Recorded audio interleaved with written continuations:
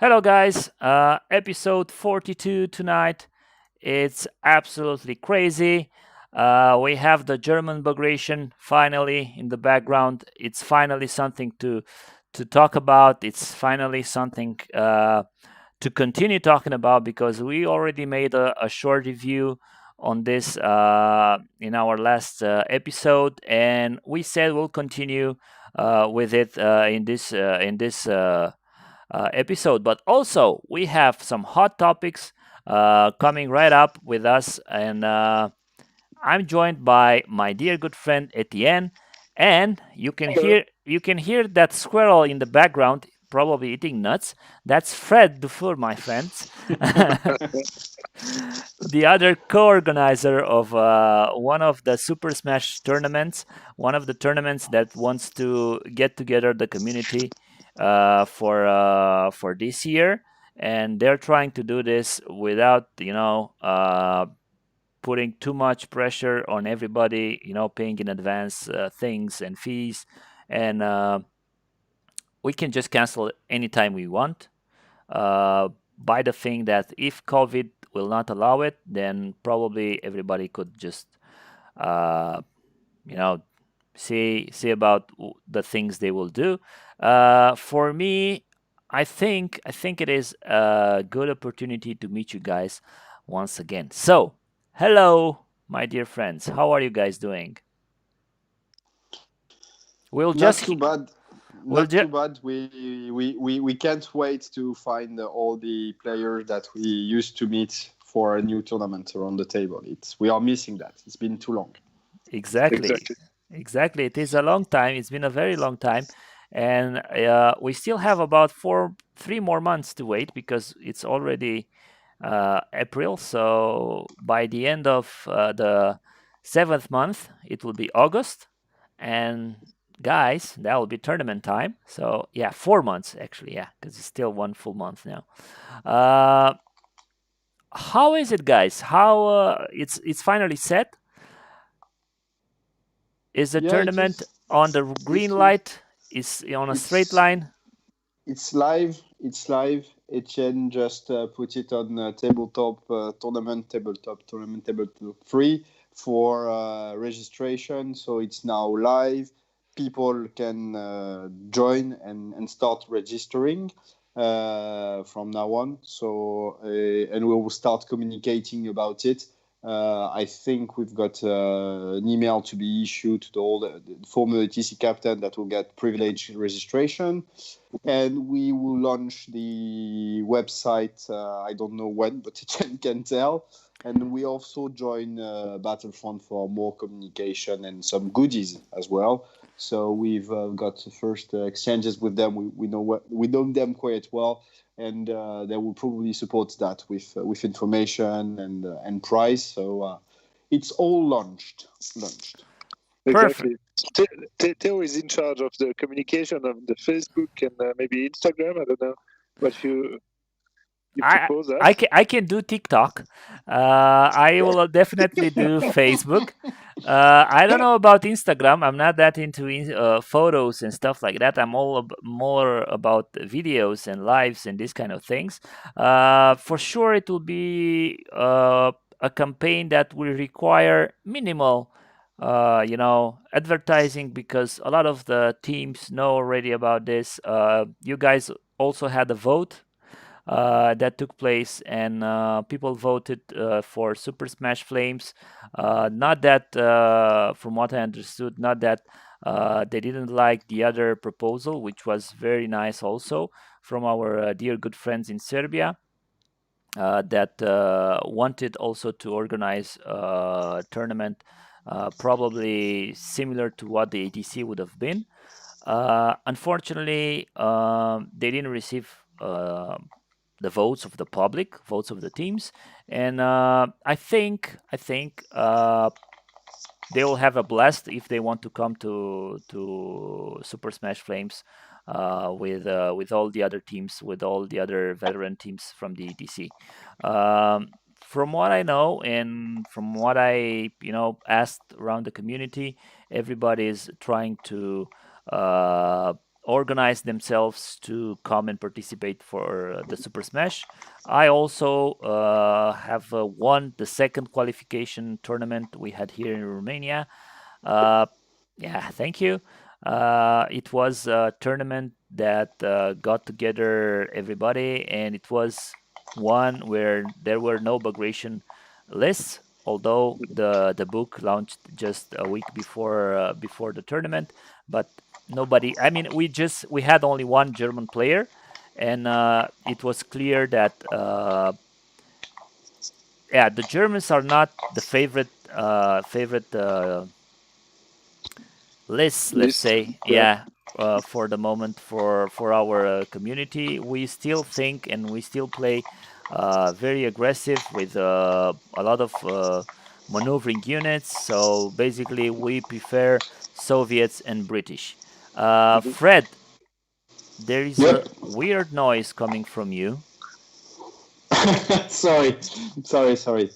and Is it better? Yeah. yeah, it sounds like you're having your dinner. Exactly. No, it's been a long day plus with the kid, and I've got a baby child, right? So Exactly. All right, no problem. sorry for that. No Sorry for that problem. last noise. No problem. Guys, Mm. you will have the link for the 3-3 tournament in the description of this live streaming, and you can share that with everybody. And we're just looking forward for you guys to come and join in and register yourself. By the way, how do you register right now with this? I mean, do the teams come and registers themselves, or everybody's registering individually? Players are registering. So far, what we have done is for 1 month, uh, ETC teams got priority. So if they want to come first, the first seats are for them. After 1 month, started 1st of May, everybody that want to join can come. How to do so is very simple. You get 4 friends and you register all together with the same name of the team on Genau. T3, and then you've got your spot on. So it's really easy, and we are going to communicate heavily about it. Again, you've said it already, Theo, but the general idea is to got a tournament, a global tournament, where team from all over Europe and perhaps the world, if COVID is friendly enough to allow us, to get together and play as much as we could in safety. Okay, so Etienne has secured a very nice location with a lot of space, no issue with ventilation, air conditioning, etc. So it's good, and we will take all precautionary measures so as to make sure there is no risk. And this is also the reason that we can only have 64 players right now. If the demand is high and we've got more certainty that the event can actually be fully occurred, there is a probability that there will be a second venue so as to have more people. But it's not a certainty yet. At the moment, it's 64 players, 60 team of 4 players playing for 3 days of Flames of War Late War. All right. Right. So basically, I can just sign up right now, and I can sign up the entire team, right? The You can. entire team sign up. Yep. What? You can set up Romania, Yeah. and then the other player that you will invite will Yes. sign up as a Romania team. All right. And what about the fact that we're gonna end the qualification tournament probably in June? So you can register 4 players already. So All right. you as captain, maybe you will be qualified already. I don't know if you already qualified, but I'm not the captain, first of all. Dan is. okay. So he can register like Yeah. 4 players, and then Theo, when the yes, Theo, if you're sure to come, you basically state player 1 Romania, team Romania, player 2 Romania, team Romania, and you do that, and you've got everybody in, and you've got the 4 spots in. Perfect. I'm All sure. right. That's I'm sure that's a you good everybody from the neighborhood. that's a good clarification because people will probably ask how to join with their team. Yeah, Oh, and also remember that if after the 1st of May, after registration is done for national ETC teams, there is a possibility for more people to come. So let's say you've got 6 people from Romania that are 100% sure they want to come. You can register one team Romania, and then the 2 people can form up a team with other people to a new team. It's not be Romania, it will be Team Romania 2 or thing like that. You call it whatever you want, Team Togo or Team Uganda, and then you've got a second team of guys. Does it make sense right. to you? All right. Yeah, it sounds good. It sounds good. Yeah, I'm looking forward to see these guys joining in and see how it goes. Because I'm sure everybody will join in. I know Etienne already told me that we already have some signups. Mercenaries. Exactly. Yeah. We've got one person from Turkey. He's asking me to join a team. All right. So yeah, I think we will give the priority to the people who are following the Flames of War forum and stuff like that. And yeah, we'll see. Well, as Fred said, we try. I will have another room in case we have too much demand, and to be also, I would say, safer and to do the famous two-part tournament that we had the discussion already with the pros and cons. But in the end, the goal is to set a good tournament and with players who have fun. Yeah, exactly. I mean, I'm sure that everybody will have a great time, especially with the hunger for games we have right now, the hunger for tournament, and probably everybody will be very, very concentrated on this tournament. It will be a new thing compared to the ATC. And can you guys tell us anything about the core rules or how it is going to play, and what are your opinions? And for example, with the new mission matrix, mission book Yeah. we have right now, released by Battlefront, which is finally a fresh of new air, a breeze of fresh air for us. It has been a long time since version 4 launched. We had this mission pack ratified, and now we have a lot of new missions, most of them coming up from the existing books, and some of them are quite new. I haven't seen them. I haven't seen the scout one, for example, and I haven't seen the other one, the crazy pointing, the 40k point system. I've seen in the last one. This one won't be at the tournament. Basically, we use this new set of mission because, Yes. as you say, they are fresh air and they are really good. And Etienne's going to tell you more about it. Basically, on the tournament, you use that and the new matrix, the extended battle plans matrix. So you've got lots of choice in this package, and I advise players to look at it and carefully choose their battle plans because it changed a little bit the way you are accustomed to play, which is good.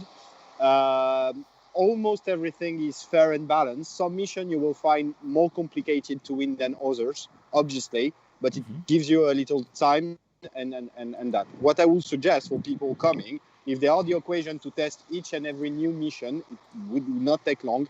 They will see how it goes. The only one that won't be in it, because it's not in the matrix, is the one that you are talking about. It's Vanguard. It's quite a complex one. It's more suited for casual play.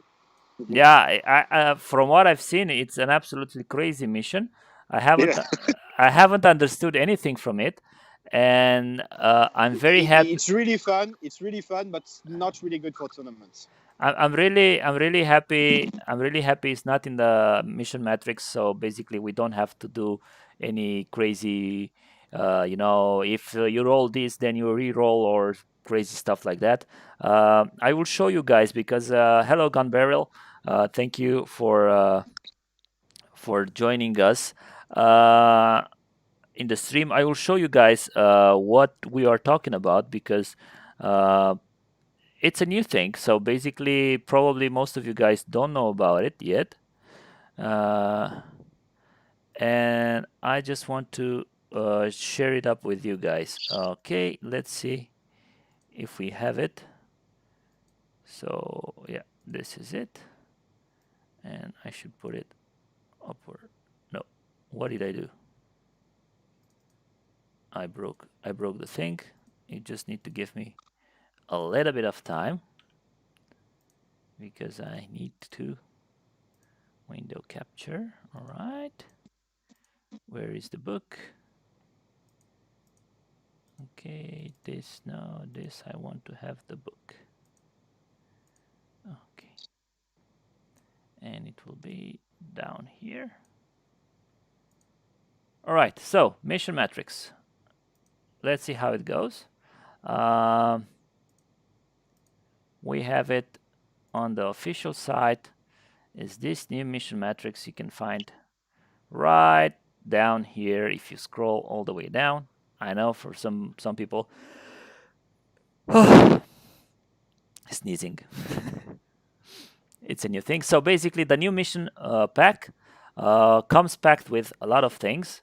Let me see if you can view it right. Yeah, it's an all right viewpoint. Basically, you have this one, the one after. Yes, this is the standard, the classic mission matrix people should use for eventually starting up on Flames of War and playing some of the forgiving scenarios, let's say, or the standard scenarios. Then we have the extended battle plans, which is absolutely something very, very new from what we were used to. I will have to take Etienne to the other side together with me, because otherwise you guys won't be able to see it now. Okay, you can see us better right now. And here you can see there are like what Breakthrough Assault started up with, and they created this mission matrix, which was very, very well used both in the ATC and also in other local tournaments. Basically, this right here is ensuring that you're not repeating the same mission. If you, for example, decide to roll in a tournament with 4 games, you just roll a dice and decide whatever line you're going to play, and then according to what each player chooses, they will play a certain scenario, what battle stance they will choose. I understood that we will have something similar for our tournament, right? Or how is the matchmaking going to be? The matchmaking is as follows. So you've got 4 players facing 4 players. Before the round, you have to attribute 4 battle plans to the 4 armies. So you have to pick 1 defense, 1 maneuver, and 1 attack. And the other one, the one you want. If you can have 2 attack, 2 maneuver, or 2 defense. Anyhow, you have to use at least 1 battle plan. When you do though, okay, you put each of the team put 1 of their army face to each other. Okay, then the other team clicks with 2 of their army. Okay, and then 1 is chosen. The other one go with the unchosen one. So it's quite straightforward process. And then you've got your 4 matchups, and then you play according to the battle plans and the mission. So if you've got defense against maneuver, you've got 1 scenario. If you get defense against defense, you've got another scenario, etc., etc. In the end, you add up all the points for the match, and it gives you a ranking. Okay, so it's Flames of War solo, but with a team spirit. So you have to prepare both for the matchups and making sure that you're not, let's say, fighting alone, and you are fighting with your friends to make more points for the team. In the end of the tournament, the 6 rounds for the tournament, the team with more points win the tournament, etc., etc. The specificity is that we are counting Flames of War classic point, the 8-1 system, only in goal average. Okay, what matters at SSF is winning, drawing, or losing. If you lose your game, you've got 0 points. If you draw your game, you've got 1 point. If you win your game, you've got 2 points. And you add up the point of your players for the teams, and the best teams wins. All right. So that's how it's going to be, and that's a system new, let's say, for the tournament scene from what I played until now. Gun Barrel has a weird question regarding explain recover vehicles in version 4. I don't think we have recovery vehicles in version 4 right now. No, we don't, because, well, when you're bogged down, you're just bogged down. You stop. You're not. You don't have to remount the bog down like we had in version 2 or version 3. So that's why recovery vehicle, well, don't serve any purpose now. Exactly. You can Gun Barrel. You just have to use your Berg Panther for an objective or something like that, or have it as a scenery on your table, and it shows that could be an objective for the Russians or for the Allies to capture, so that you cannot repair your Panthers anymore, or you cannot yeah. This is how it is. Yeah, in version 3 and version 2, they were really cool because you got to keep them together with your force, and also I was usually keeping them to have another wound, so basically to allocate wounds to them, and so keeping my main force safe.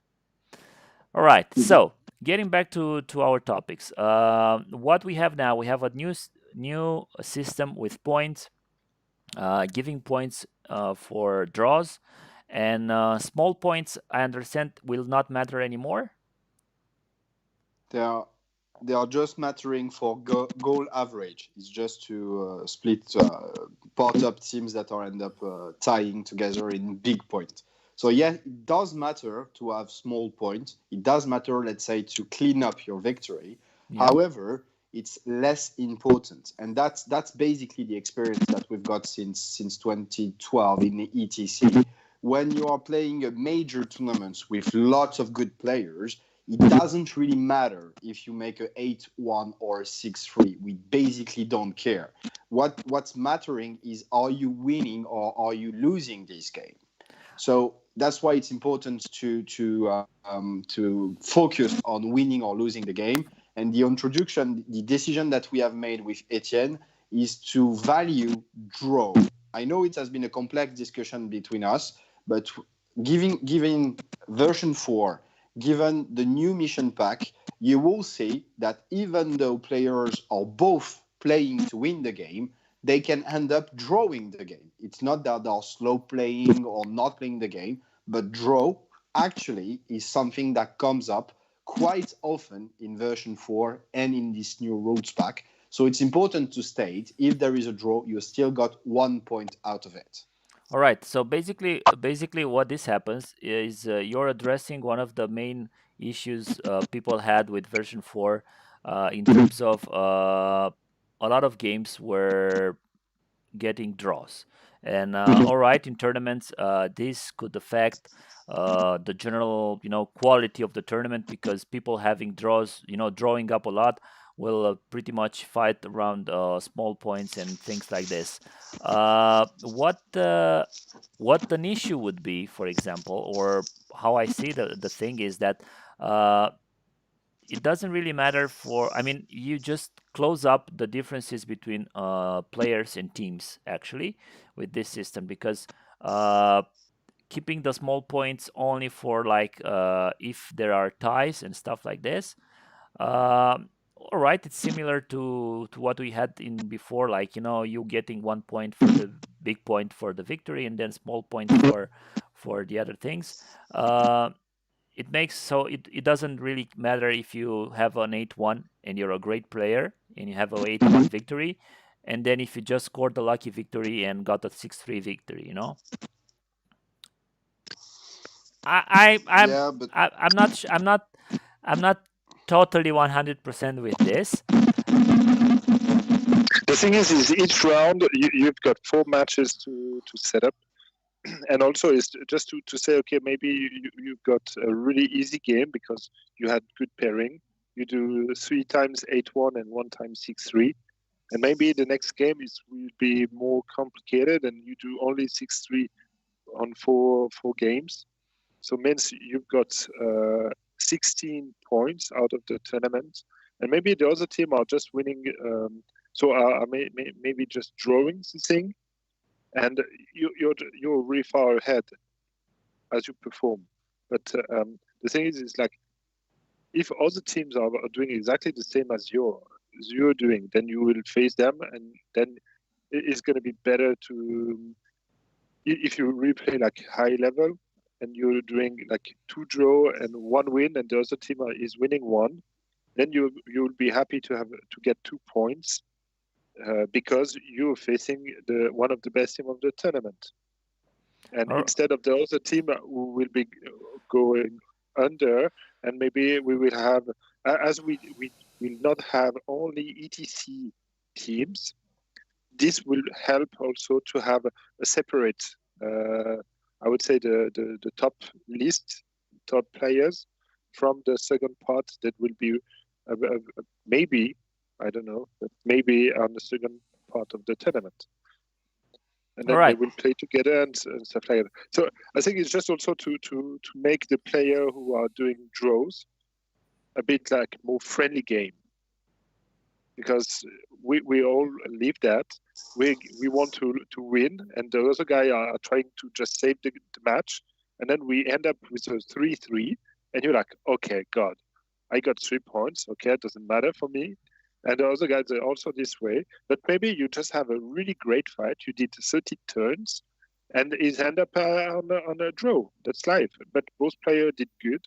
And in the end, you got 1 point each. For me, it's more... the goal is to make the people and the player more in a fair play game. Yeah, this is a nice experiment, and I'm open to it.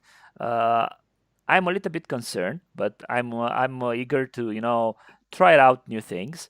I'm a little bit concerned that most of the let's say when you'll meet up with an opponent that clearly has more experience than you and maybe it has a better list, then most of the people will probably be tempted to play out for the draw, and especially with the fact that they still get 1 point, so why take the chance and why risk it out for the other 2 points? So basically, let me state something. So we have 4 matches in one game. Yeah, for every match you can have 2 points. So basically, a team can come up from one game with maximum of 8 points, right?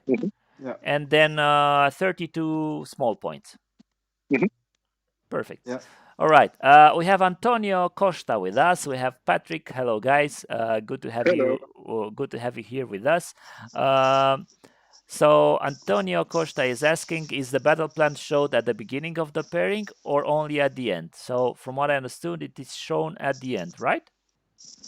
It's you have to attribute your battle plan before you do the pair-ups. Okay. Yes, so you look at your opponent list and you attribute the pair-ups, and then when you show the army that was thrown on the table, there is the name of the army and the battle plan. And when this army is clicked by the 2 lists of the opponents, it is clicked with battle plans revealed. So you know exactly what kind of opponents and matchup you will face. Otherwise, it's too tricky. Like I can click with an army that you believe is defensive, but in the end it's attacking. It doesn't make any sense. So basically, when you're choosing, so when your opponent gives you 2 armies to choose from, you will know already what battle plan those 2 armies have, Absolutely. right? Exactly. And he will also know what your army has as a battle plan, right? Exactly.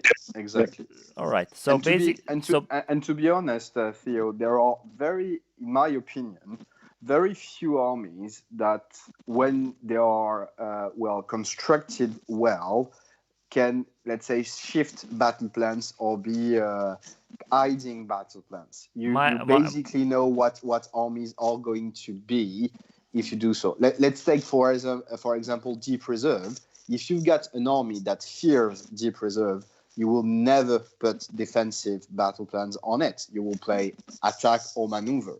It's quite straightforward.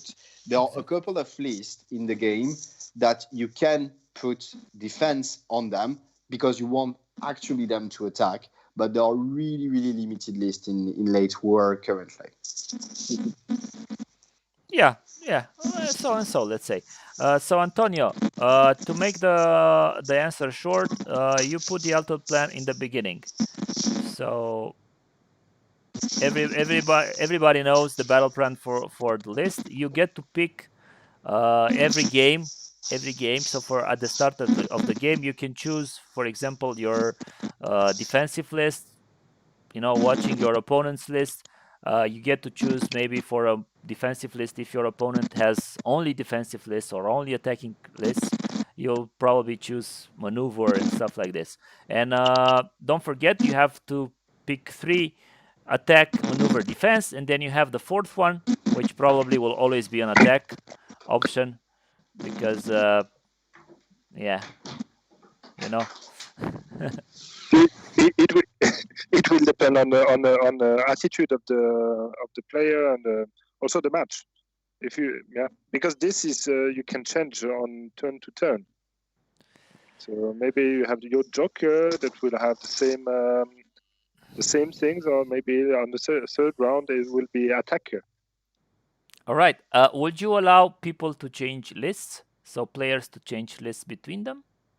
Technically, no. Technically, no.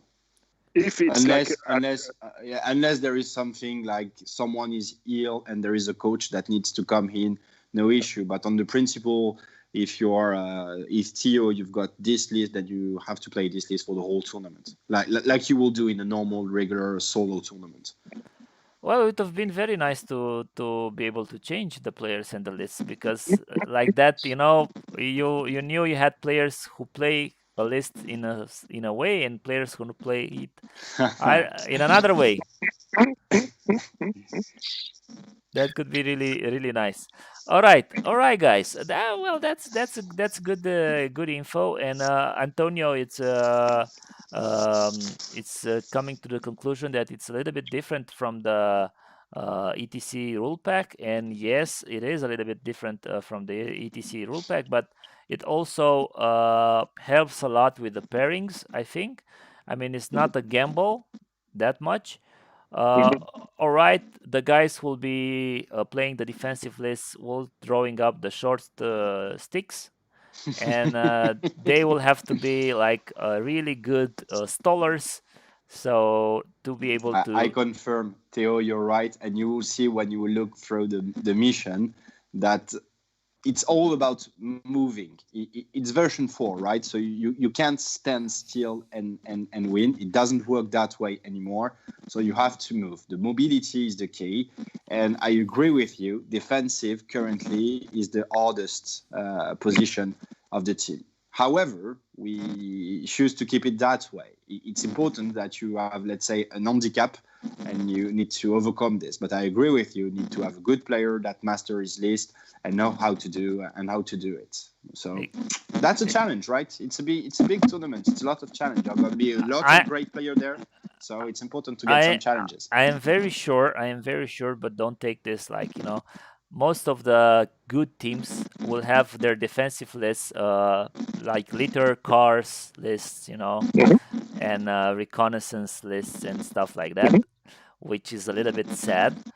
But yeah, that will be the meta for the defensive list, if you ask me. I mean, exactly. And then you just have other cars for the rest of the things. I don't see any infantry, except for some infantries, but they are just for fluff and for crazy people to try to come with some infantry to the tournament and bring in like the good things. So we know we have all the books that are already launched, that are included in the rule pack, and that people can build their forces up from. And also, we are expecting the Axis Allies book to maybe Yeah. come in May or June. Hopefully, it will come in May. I'm really looking forward to that. And let's see No, how you it. don't. No, you don't. I'm looking It's not. forward. It's. Sorry, it's not that great a book. It's It is a great additional book. book. It is a great You book. say that because there is Romania in it. Exactly. Sorry. Apologize. For us Finnish and Romanian and Hungarians, it's a great book, and particularly I'm looking forward to some formations that used to be very great, very good in version 3 and actually playable, and Well, I hope they will be as good or maybe better in version 4. But yeah, you, I you, mean, you know what, Theo? This is a good excuse to say it's going to be the defending list in your team. Yeah, no. we are lost because it's Romania. No, I don't think Romanians will be able to field a very good defensive list because I don't know of Romanian lists with cards. So basically, I'm still betting on my carrier list to be the best defensive list because it is a great defensive list. And yeah, we just have to see how it goes and check out all the possibilities that we will have for this. Yeah. Then, guys, one thing that it's concerning list building, and this is a question we addressed before, and I think we should address it, especially with the Axis and allies coming up and possibly joining for the tournament. Uh, what we discussed in our previous meeting in our previous stream was the fact that you guys wanted to have allied formations, right? About Allied? what? Allied formation? No, there are no allied formation that are allowed. You cannot. You can take allied platoon, one platoon, All right. one unit, but you cannot take allied formation. So you cannot take a formation of Panzer Force SS and then a formation of I don't know some this no NCO from the new German Bagration. This is different. This is different. So basically, what you do when you pick a list, you pick a force. So you take one nation. The nation are Germany, included SS, America, Great Britain, Soviet Union, and the Axis Minor. Okay, Finland, Romania, and Hungary. This represent one nation. So you pick one nation. You pick one book with this nation. With this book, you have to select one formation. You've got all the cards and all the support from this book only. Okay. On top of that, what you can do is add one unit from another book.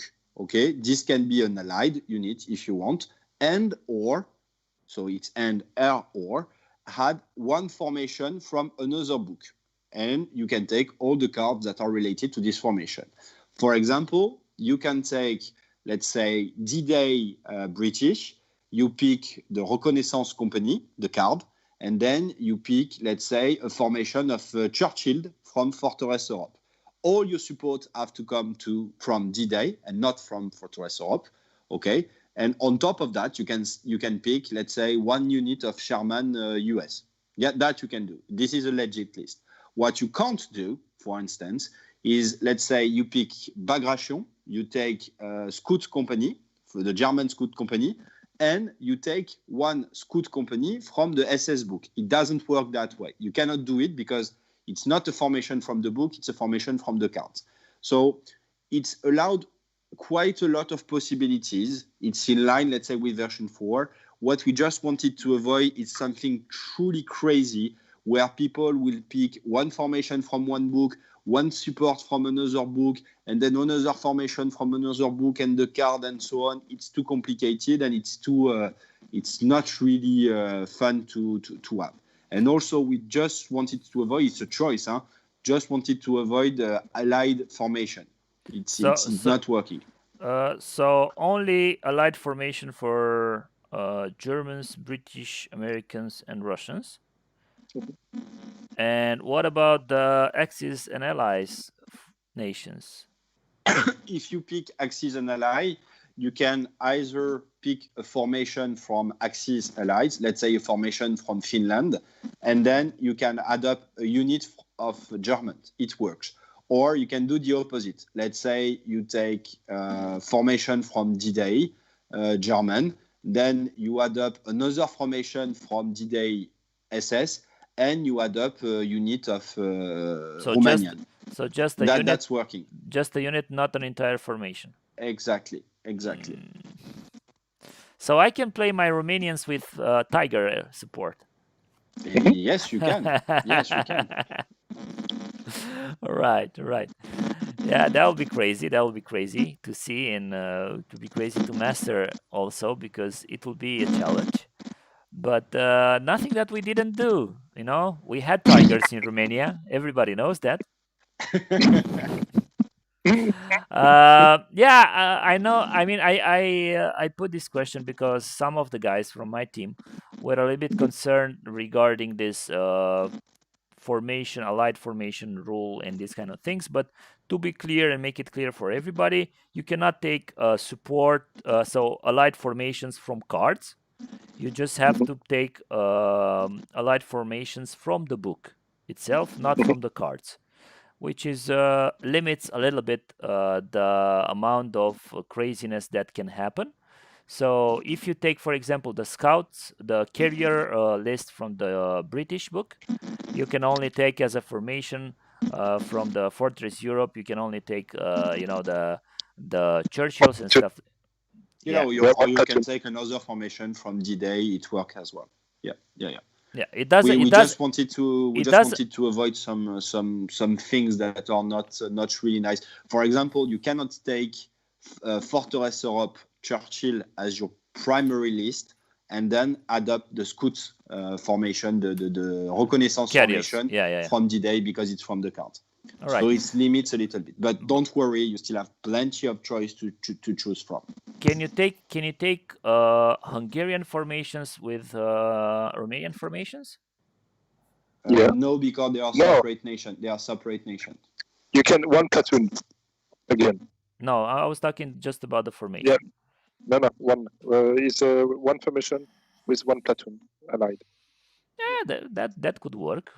I mean, we're not even sure that this book is going to be available. Right, there are many delays, unfortunately.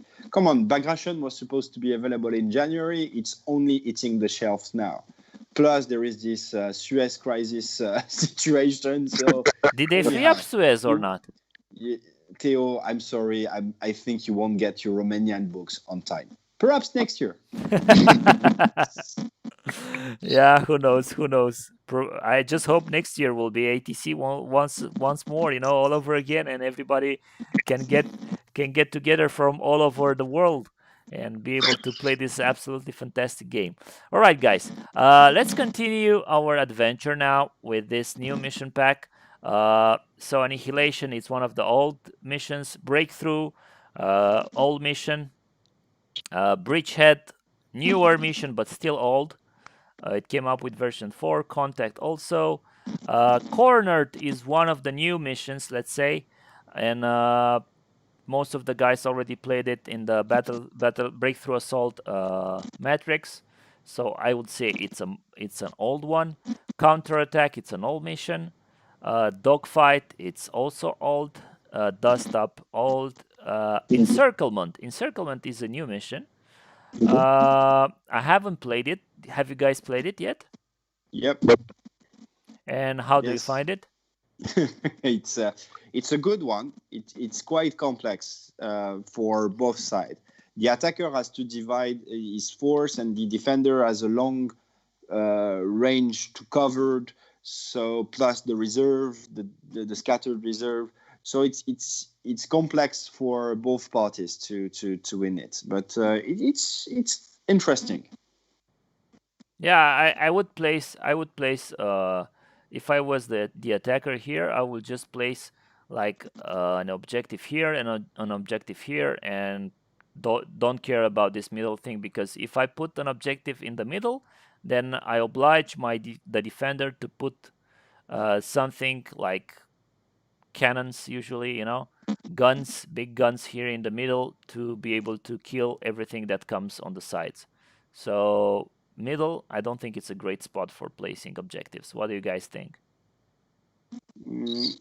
I will say that placing an objective there allowed you to threaten everything that is going to be here, because anyhow, the way the map is built, you will see that where you've got your pointer, it's very likely that the defender will put something there so as to cover the whole area. So it's if you have to deal with that, it will slow you up. So if you don't want it to slow you up too much or waste too much of your resources, it might be a good idea to put an objective there. But I agree with you. There are a lot of choices where to place the objective there. It's interesting. You need to try it. I will just, dash my scouts here. They will be here in turn 1, and in turn 2 they will be on the objective.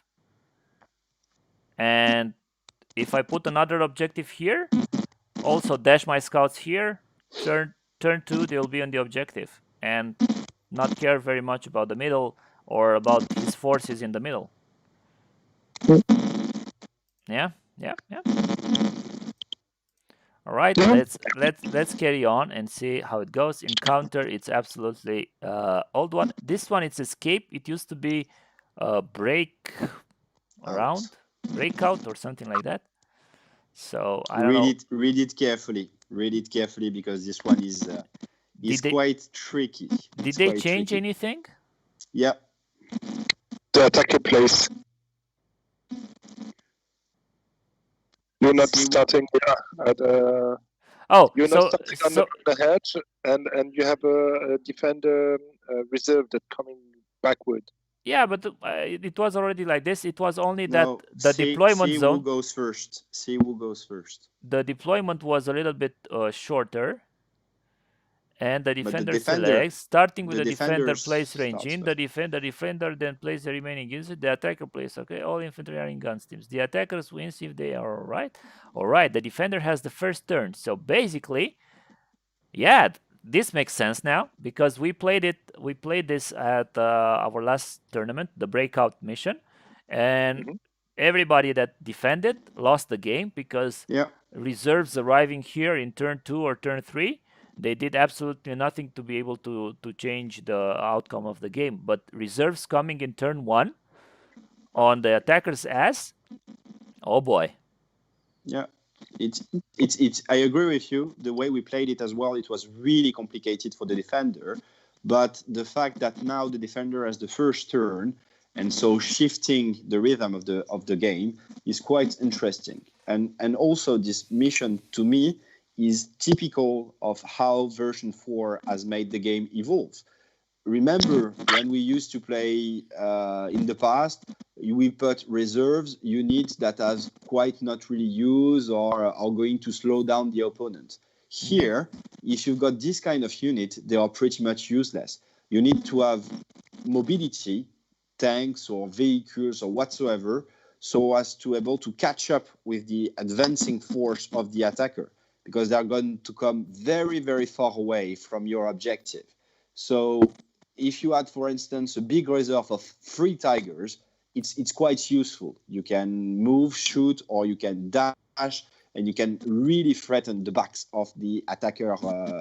And the attacker now has to make a choice, either race forward, but facing something that will shoot him or assault him in the back, or deal with this menace, this threat, but lose time toward this race of the objective. So it's now an interesting scenario. And you can't just let your artillery just behind shooting at everything. So it's interesting, really. Yep. All right. We have Andre going on with a question, or actually something like, an observation that in the US they do the list starting with the support from a book, and then they choose one or more formations from different books. I've heard that is the list NDG, so non-disclosure. What? It's not the way we will do it in SSF. All right. Yeah. For me, it's also broken to choose support from one book and then choose formations from different books. Yeah, I Yeah, agree. you can't. Yeah, you can't do it in forces. You can't do it. If you use forces, you can't do it. Yeah, no dice, no glory. I get it, but I haven't understood that way of watching how you build this. I mean, from when I read the first time I read the book, the rule book, about building your force, I was like, all right, I have to pick my formation, then I have to pick support, and then a light support, and then I was like, oh, I can pick other formations from other books. I was like, what, you know? And Yeah. now with all this, Fred, all right, it stopped. Thank you. You open the window, I think. Yeah, probably. No, it's just a way that Stop smoking. I've seen as I've seen that, it's like you have the formation, then you have the direct support of the formation, and this is included in the formation. Like Bagration received some units, and they can use as they wish. And then you have the formation support that are like higher HQ that send some troops from some other stuff. And then here you have other formation that can join a part of your base formation. Yeah, I mean, for me, what you have here is much better. What we had at the ETC was even better. I mean, with no allied formations whatsoever, just allied platoons, because it was making it much simpler and much easier for people to just build their list and say from whatever they had things. But yeah, it's also similar. But choosing support and then choosing your formation, I don't get that. I mean, there is a reason why they don't have airplanes in the D-Day book. You know, it's not that you can take the Greyhound card and also have Stukas. You know, come on, we have to clear up our minds. Let's say. Yeah, the thing is that is also when we did the last ETC, we didn't have so many books, so many lists. Exactly. And this is amazing how many lists we can do at the moment. Yeah. Fighting withdrawal also changed a little bit, right? Yeah, it's not rear guard anymore. It's fighting withdrawal, the old school. So it's only 8 turn, not 9 turn. So it gives a little more chances for the defender to win. Yes, it is very nice. Then we have the free-for-all, which is a very free-for-all-ish thing. The Gauntlet mission, which I played twice or 3 times, and this is a very stupid mission, if you ask me. Okay. Because the defender has absolutely 0 chances of taking the objective. With the attacker, you know, he just dashes to the objective and then sits on the objective and waits for the attacker to come running at him with his infantry. It means you have to thought through your list. You look at the mission and then you think of your list. You not build your list without the mission in mind. This, I agree with you. This one is complicated for the defenders. It's impossible. No, it's possible. You just need to choose your list carefully. And also bear in mind with the matrix, you can have like 2 tanks formation facing each other. And then it's totally a different story. If you have reserve, like there are tanks, let's see when you get really different. Let's see when you get when do you get the Gauntlet mission? Because if you get it with a defensive battle plan, I'm telling you, it's absolutely impossible. So, Gauntlet you get with maneuver and attack. So, all right. So this is good. And then maneuver and attack. So basically, yeah, maneuver and attack. And you also get with maneuver and defend. And defend. Yeah. So it means if you're Theo, if players are still thinking their defensive list like in version 3, they just didn't get the game right. This game evolved, so does the list. If a good defensive list, in my opinion, is a list that has a lot of mobility in it. You were mentioning the Riki formation for a good defensive list, and I totally agree with you because it got lots of mobility, but it's not sufficient enough. You have to get tanks or self-propelled guns so as you can project yourself to hurt the opponent. And a lot of mission, if you go to the defensive battle plan, let's say defense versus defense, there are lots of mission that players need to move if they want to win the game. So if they are just stating still with their guns and infantry, they are going to be moved down by artillery and they are not going to win the game. So they have to change the way they are thinking lists so they can make it reliable with the missions. So basically, it's a challenge. It's a challenge. So basically, version 3 killed the infantry. Version 4.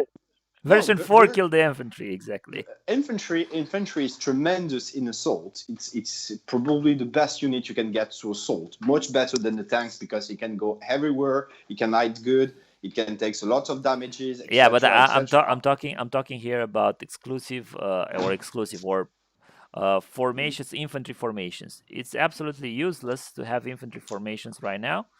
And I'm talking, from the point of the guy that played some infantry formations, and I also have for you guys with this new Bagration book, but I think this will happen in our next episode when we will have Christian with us, because I was going to, he challenged me to build a list to have it viable, and then I said, all right, I will try to create a list, and I have an infantry attacking list. Yeah, it's good. It's good. Infantry attacking is very good. Mm-hmm. No, you've got cheap artillery. You've got troops that can move everywhere on the board, regardless of the terrain. You've got lots of assaulting capacity. No, my friend. It's really good. Really good. It will get mowed down by machine guns. Nah. We still have that. We still have that problem here. Remember? Theo, we can play against my Königsstiger list and prove Phil that is the wrong list to have. All right, so Königsstiger list, it's a fail list. Tiger list, it's a fail list. Panther tanks, it's a fail list. So don't bother with that. Nobody should play King Tigers list or Tigers lists or Panther lists. Those heavy things were like. They were good when they used them as support. They were not good when they used them in when they did the Kursk battle. They just realized that, heck, this is not gonna be the way to go. Yeah. The only thing is they used to be. I used to love the Königsstiger list when they had the choice to be defender, and they have like a little advantage on the other one, to be always defender or against other army. And if you say, okay, we take the same formation, so it was like HQ and 2 units of one Königsstiger, then there is only 3 big cats on the field. Then you can have a real support, but you have the rule that say you are defender. We know that is a defender list, and in this new meta, it would be perfectly something that I would play, not just only for fun, but with a real strategy behind, even more in team. I don't know what to say. I mean, I used to also like the always defend or always attack rule, which I think with version 4 would actually work even better. Because now you also have, you get to choose what battle plan you play and stuff like this. And then if you play always defend, then for sure you'll be defending. And even if you play against defensive lists, you'll be defending and things like that. And having 3 King Tigers would be a great thing. And having 3 King Tigers in a platoon, it's a tremendous thing. And don't forget that now you can leave one on one objective and get with 2 of the others on the other objective, and it doesn't really matter. You just have we tried it on the last ETC to have 3 Ferdinand. Yeah, and it's not working. Well, Ferdinand are not King Tigers.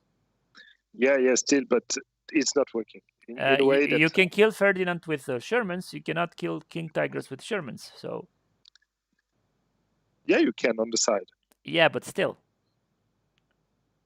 you have a much better chance. We have a much better chance with Sherman to flank the Ferdinand, which will probably have to take a.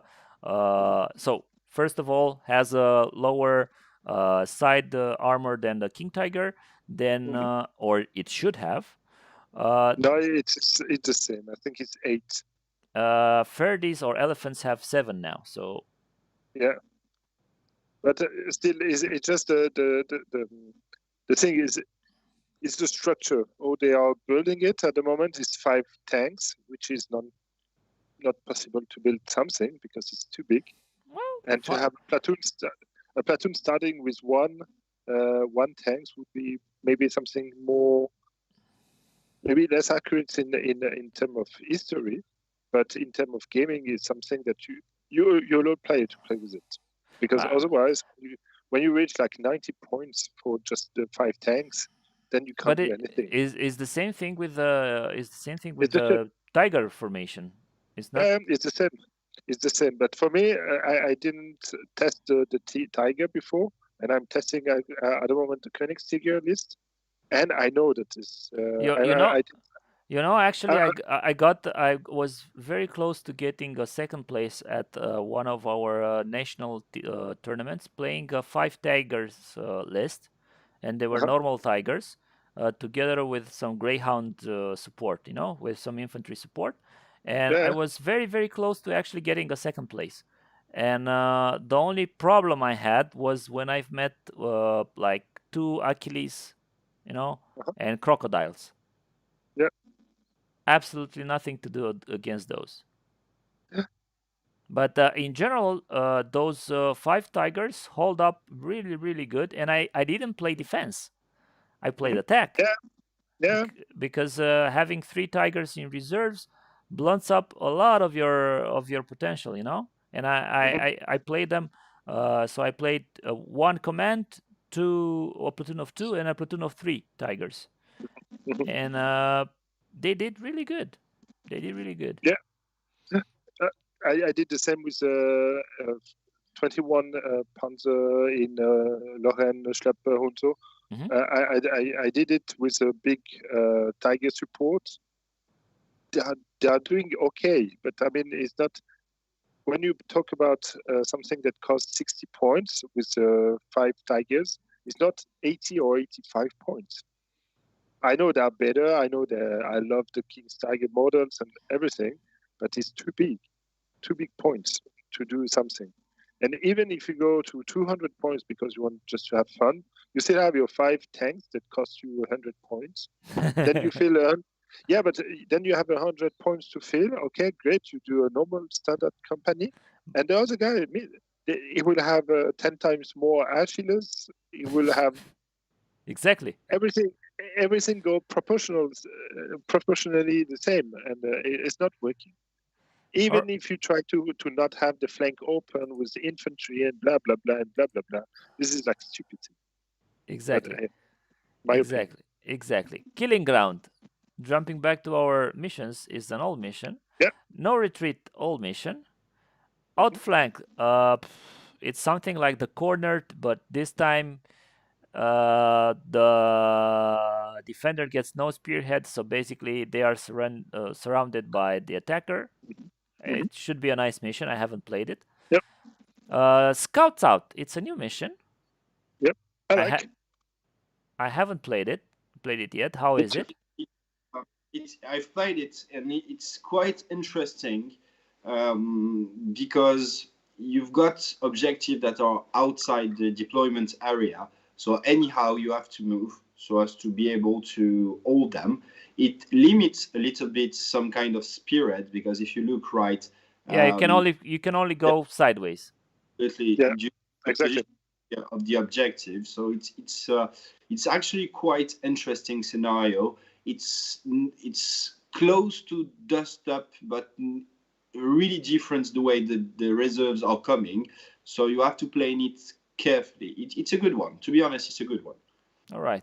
I think the best place to put as an attacker or defender to put your objective would be, so attacker, you put your objective here, and then attacker places an objective here, and then what you have is spearhead on this side, spearhead maximum on this side, and you can get here. Don't place your objective here because you'll limit your spearhead movement, and also your defender will be able to bulk up a little bit here on this area.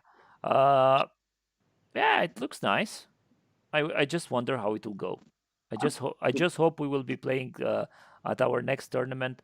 We'll be playing this new metrics, and we will try out some of these new battle plans. So spear point. This is difficult. This is difficult. Yeah, it's difficult. To me, it's more difficult for the defender than for the attacker.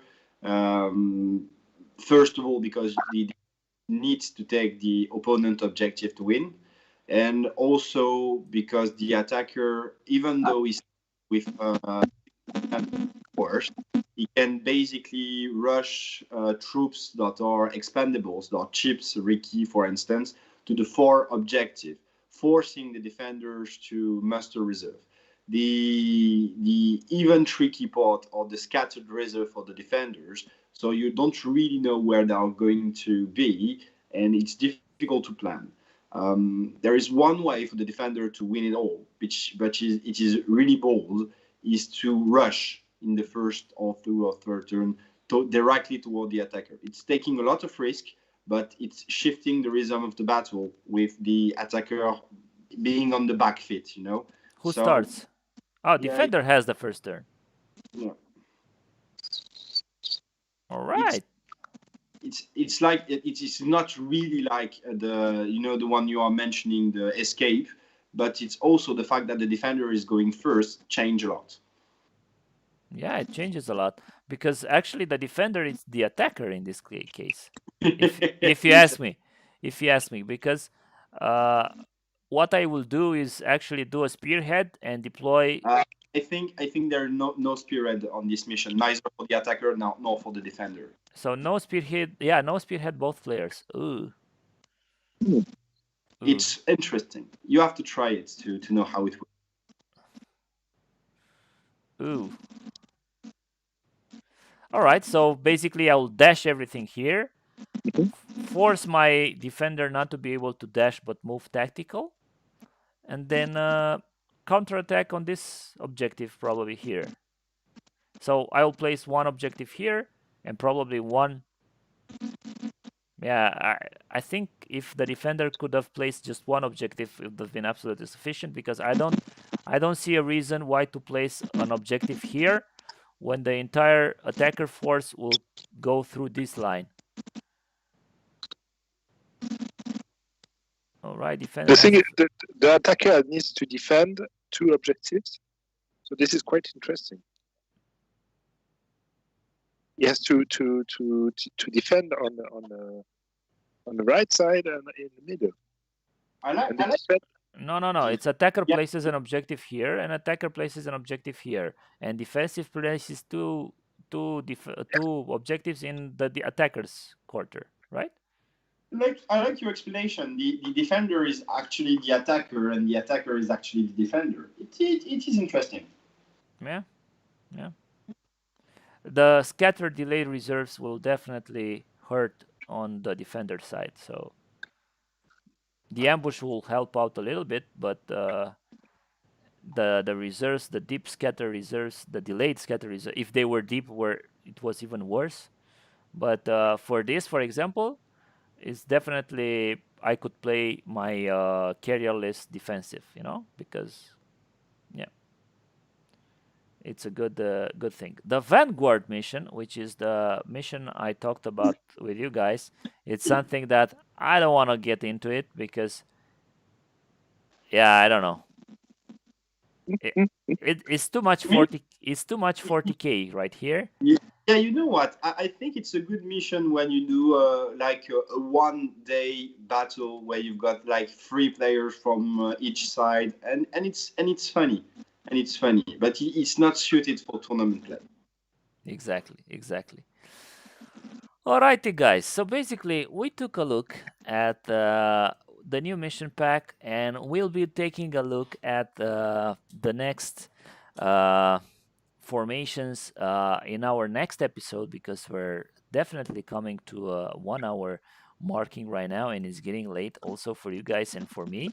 And saying hello to Chris Rankin. I see him in the chat right now with us.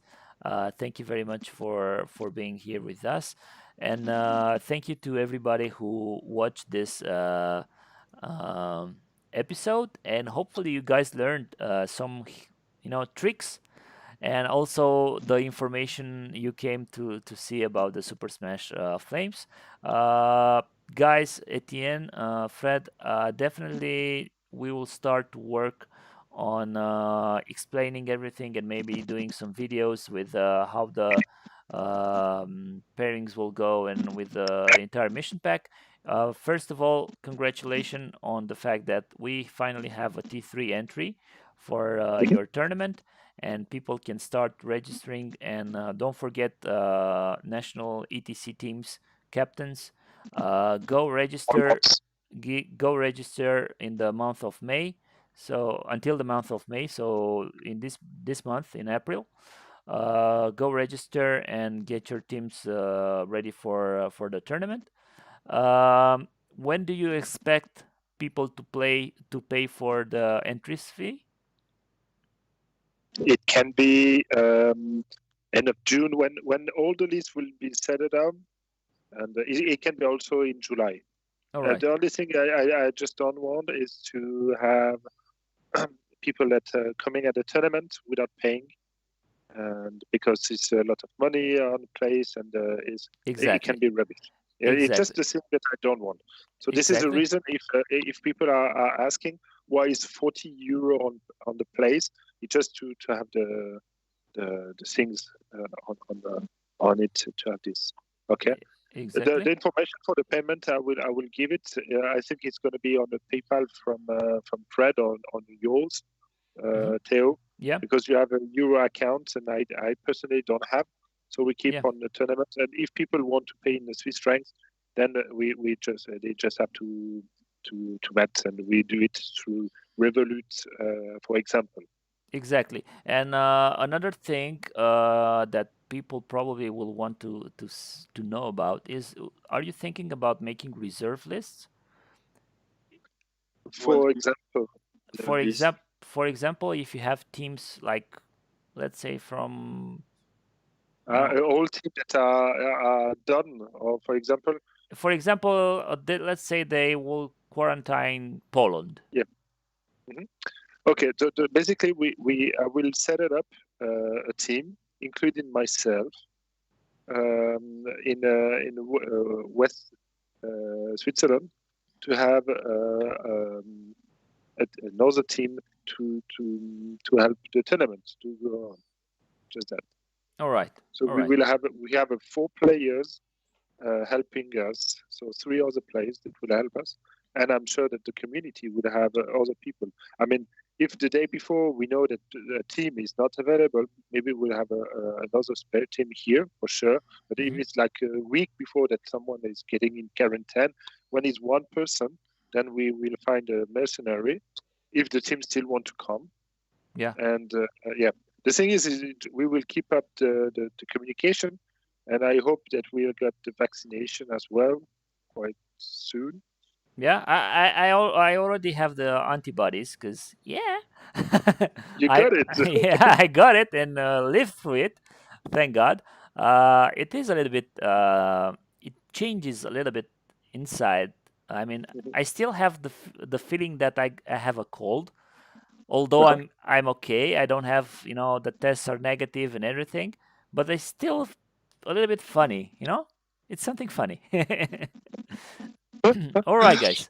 All right. Thank you very much for joining with me, and I'm really looking forward to our next discussion on the subject of Super Smash Flames, and also very interested to see some of your next lists and list proposals and stuff like that. Thank you guys very much, and see you guys next time. Thank you for the Bye. invitation. Ciao, ciao. Ciao, ciao, Bye everybody. bye.